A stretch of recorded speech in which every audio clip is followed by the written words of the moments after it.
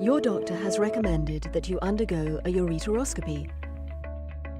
During this procedure, a ureteroscope with a tiny fibre optic camera is inserted through the urethra and bladder into the ureter or kidney. Ureteroscopy is used to remove kidney or ureteric stones and enables a direct view of the ureter and kidney to confirm or rule out other abnormalities. This animation shows the removal of a kidney stone. Ureteroscopy is typically performed with the patient under general anaesthesia. A small tube is passed through the urethra into the bladder, and from there up into the ureter and into the kidney. A contrast study may be performed to assess the anatomy of the renal collecting system before stone removal. A contrast agent, or dye, is administered through the tube into the ureters. X-ray images clearly outline the urinary channel and exact position of the stone. A so-called safety wire that helps guide the ureteroscope through the ureter is inserted.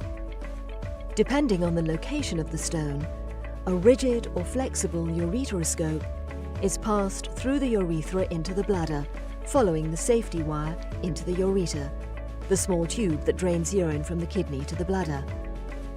Once the stone is located, it may be pulled out directly with a so-called stone basket, or a laser is used to break the stone into smaller pieces before extraction using the basket.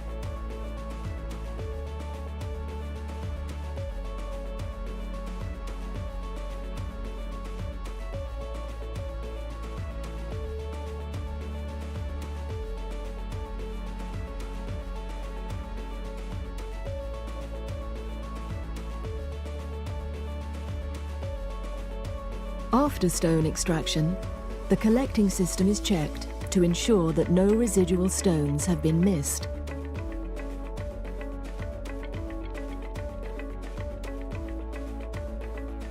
Your doctor may place a temporary small tube, called a stent, within the ureter at the end of the procedure to ensure that swelling does not block the drainage of the urine. A catheter, which is a tube placed through the urethra into the bladder, may be used to drain the bladder. This catheter remains in place with the use of an inflated balloon. The catheter and stent are usually removed shortly after the procedure. You can leave the hospital once you are able to empty your bladder sufficiently and you have no fever or pain.